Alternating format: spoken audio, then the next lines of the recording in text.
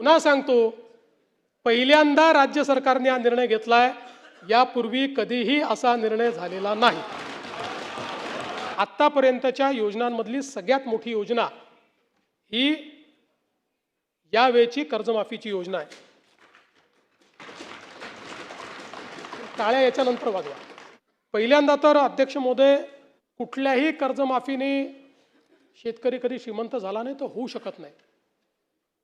पण त्यावेळी शेतकऱ्याला क्रेडिटवर्दी बनवायचं, जेणेकरून त्याला सावकाराकडे जावं लागणार नाही, हे एक महत्त्वाचं उद्दिष्ट आपल्या कर्जमाफीचं असतं। आणि मी पुन्हा एकदा सांगतो की आम्ही विधानसभेच्या निवडणुकीच्या वेळी हा शब्द दिला होता, आम्ही कर्जमाफी करू। खरं म्हणजे आम्ही 2029 पर्यंत थांबू शकलो असतो, कारण सगळ्या निवडणुका जिंकलो आहेत आम्ही, कुठल्या निवडणुका बाकी नाही आहेत। पण आम्ही तसं केलं नाही। आम्ही ठरवलं की शेतकरी अडचणीत असेल तर त्याला कर्जमाफी दिली पाहिजे, आणि कर्जमाफीचा निर्णय आपल्या सरकारने केला। आता याच्यामध्ये आपण काय काय केलं तर कर्जमाफी असेल, एकवेळ समझोता असेल, प्रोत्साहनपर लाभ असेल। खरं म्हणजे एक गोष्ट मला अजून लक्षात आणून दिली पाहिजे की या कर्जमाफीच्या व्यतिरिक्त दरवर्षी हे सरकार आहे महायुतीचं 25,000 कोटी रुपये वीज माफीची देतं शेतकऱ्यांना। 25,000 कोटी रुपये दरवर्षी हे पैसे भरावे लागतात, हे माफ नाही होत, हे भरावे लागतात दरवर्षी। पहिल्या वर्षी 20,000 कोटी, 22,000 कोटी, 25,000 कोटी हे पैसे आपण भरतो। आणि एकूण जर आपण कृषी विभागाचा आजचा आउटले बघितला, सगळं मिळून वेगवेगळ्या योजना आणि देणाऱ्या सबसिडी, तर तो 95,000 कोटी रुपयाचा आहे। 95,000 कोटी रुपये। आणि हा कर्जमाफीचा निर्णय आपण घेतला। आपण राष्ट्रीयकृत बँका, व्यापारी बँका, खाजगी बँका, जिल्हा मध्यवर्ती सहकारी बँक सगळ्यांची बैठक घेतली, आणि या ठिकाणी त्याच्या आधारावर सगळा डेटा घेतला, आणि त्यानंतर मिळालेल्या माहितीच्या आधारावर पुण्यश्लोक अहिल्यादेवी होळकर शेतकरी कर्जमुक्ती योजना आपण तयार केली। आता असं देखील म्हणण्यात आलं की 12-13 हजार कोटीचाच लाभ मिळेल आणि 36 लाख शेतकऱ्यांवर अन्याय होईल। हे विधान पूर्णपणे चुकीचं आहे, हे योग्य नाही आहे। खरं तर 56 लाख शेतकऱ्यांना 36,585 कोटीचा लाभ देणारी ऐतिहासिक अशा प्रकारची योजना आहे। आता मी आपल्या लक्षात आणून देतो, आपल्या काळामध्ये महात्मा ज्योतिराव फुले शेतकरी कर्जमुक्ती योजना तयार झाली होती। यामध्ये केवळ अल्पमुदत पीक कर्ज आणि पुनर्गठित कर्जासाठी 2 लाख रुपयापर्यंत ही योजना तयार केली होती। मात्र पुण्यश्लोक अहिल्यादेवी होळकर मध्ये आपण 2 लाखापेक्षा जास्तही ज्यांची थकबाकी आहे त्यांनाही 2 लाखापर्यंत देतोय। आपल्या योजनेत 2 लाखावर 1 रुपया जरी वर असेल तरी त्याला कर्जमाफी मिळालेली नाही। इथे 2 लाखाच्या वर असेल तरी त्याला आपण ती कर्जमाफी देणार आहोत। आणि आपण जर बघितलं तर महात्मा ज्योतिराव फुले शेतकरी कर्जमाफी योजना जी आहे, याच्यामध्ये 32 लाख शेतकऱ्यांना त्या ठिकाणी लाभ मिळाला होता। त्यापैकी बहुतांश शेतकऱ्यांनी पुन्हा कर्ज भरलेलं आहे, काही शेतकऱ्यांनी भरलेलं नाही। आणि म्हणून आपण ज्यावेळेस कर्जमाफीच्या संदर्भात निर्णय करायला घेतला, त्यावेळी आपण एक प्रवीण परदेशींची कमिटी तयार केली होती, आणि या कमिटीला आपण काही लॉंग टर्म, काही शॉर्ट टर्म अशा पद्धतीनं काही सूचना द्यायला सांगितल्या होत्या। त्यामध्ये सूचना देत असताना काही लॉंग टर्मच्या दिल्या, काही शॉर्ट टर्मच्या दिल्या, पण एक गोष्ट प्रकर्षाने त्यांनी मांडली। खरं म्हणजे बोलताना रोहितजींच्या ते लक्षात आलं नाही, ते असं म्हणाले की नैतिकतेवर शेतकऱ्यांच्या प्रश्न देणं, नैतिकतेवर नाही। त्यांनी त्या ठिकाणी जे मांडलं आहे, महाराष्ट्र एकमेव राज्य आहे की ज्या राज्यामध्ये 17 मध्ये कर्जमाफी, 20 मध्ये कर्जमाफी, 26 मध्ये कर्जमाफी, असं कुठेच झालं नाही। त्यांनी चिंता ही मांडलेली आहे की बँकिंग सिस्टीमचं काय होईल. बँकेमध्ये कर्ज परत करण्याची जर म्हणजे असं एक शेतकरी प्रामाणिकच आहे, पण जर माहिती आहे की दरवर्षी सरकार करणारच आहे, तर मग वाट पाहतो माणूस, कशाला भरायचं बाबा कर्ज, खरंच करतायत का हे. आणि म्हणून त्यांनी इन्स्टन्सेस मांडले आहेत की कशा पद्धतीनं बँकांची परिस्थिती खराब होते. आणि म्हणून त्यांनी हे सांगितलं की काहीतरी डिस्टन्स ठेवा.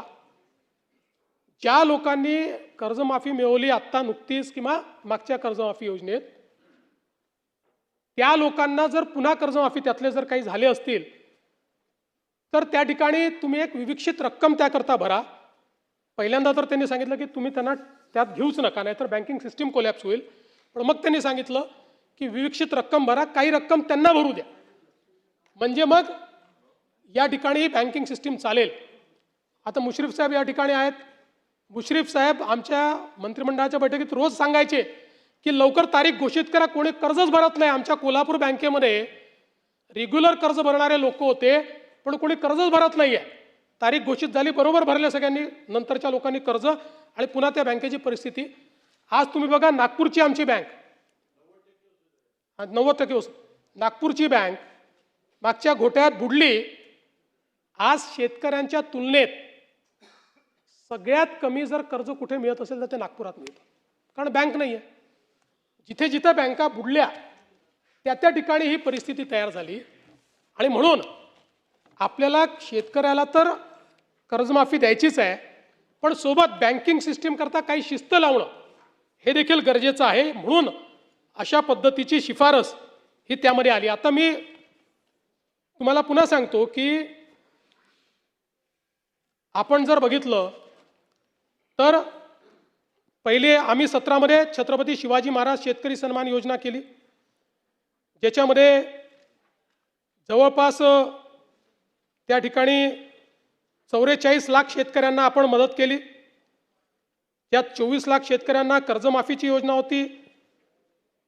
4.27 लाख शेतकऱ्यांनी एक वेळ समझोता केला. 14,89,000 शेतकऱ्यांना आपण प्रोत्साहनपर पैसे दिले.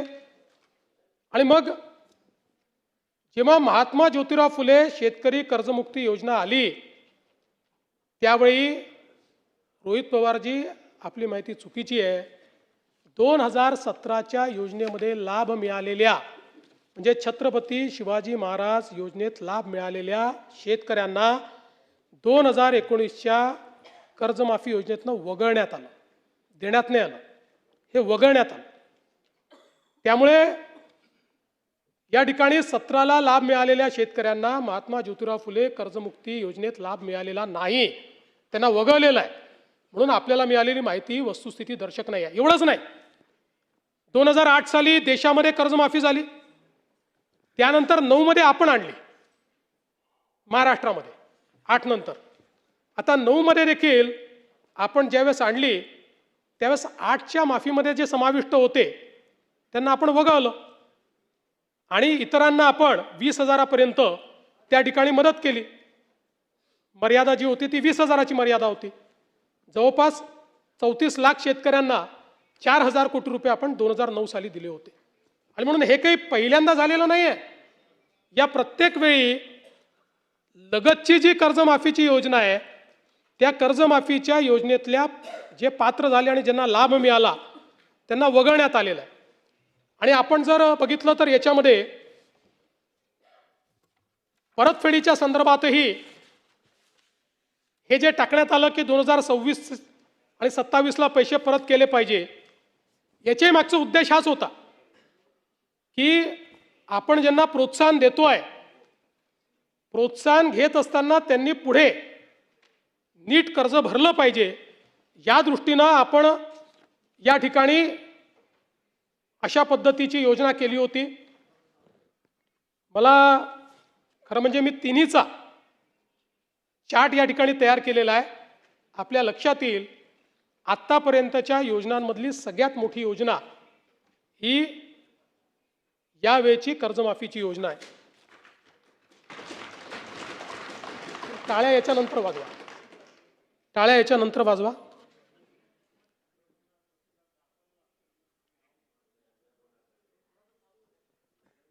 सातत्याने या संदर्भात अटी शर्ती आहे तशी मागणी होत होती. आज जवळपास आमच्या रणधीर सावरकरांच्या नेतृत्वात महायुतीचे सर्व आमदार मला भेटले आणि त्यांनी सगळ्यांनी मागणी केली की ही 50,000ची अट तुम्ही काढून टाका. त्यावेळी त्यांनाही मी आकडेवारी दाखवली. मी त्यांना हे सांगितलं की अट काढल्याने आमच्यावर 3-4 हजार कोटीचा भुर्दंड येईल. फार येईल असं नाही, 4,000 कोटीचा येईल, 5,000 कोटीचा येईल. पण शिस्तीचा भाग म्हणून ही आणलेली आहे. मी त्यांना दाखवलं की समजा 1 लाखापर्यंत नेली तर 2 लाखच शेतकरी असे राहतात की ज्यांच्यावर त्या ठिकाणी त्यांना याचा फायदा मिळत नाही. पण तरी देखील सगळ्यांचं मत होतं की 2 लाख शेतकरी का सोडता. केवळ त्याच्याकरता शेतकऱ्यांमध्ये अशी भावना होईल की कोणाला ठेवलं आणि कोणाला वगळलं. त्यामुळे मी आर्थिक शिस्त सांगत होतो आणि ते लोक मला हे सांगत होते की आपण व्यापक विचार केला पाहिजे आणि शेवटी लोकशाही आहे. त्यामुळे लोकशाहीमध्ये त्यांचा व्यापक विचार मी मान्य केला. आणि आता हे जे महात्मा फुले कर्जमाफी योजनेतले जे लोक होते ज्यांना 50,000 रुपयापर्यंत आपण म्हटलं होतं त्यांनाही 2 लाखापर्यंत कर्जमाफी झाली. आणि त्यासोबत 26-27चा जो नियम आहे तोही वगळण्यात येईल. आता आपल्याकडे तर सगळं आहेच. 26 मध्ये कोणी कोणी पैसे भरले आहेत. जसे यांनी सांगितलं 95% लोकांनी पैसे भरले. त्यामुळे आता त्याच्या आधीच्या 3 वर्षातले कुठलेही 2 वर्ष ज्यांनी रेग्युलर भरलेले आहेत ते सगळे लोक याकरता पात्र होतील. पुन्हा सांगतो, पहिल्यांदा राज्य सरकारने हा निर्णय घेतलाय. यापूर्वी कधीही असा निर्णय झालेला नाही.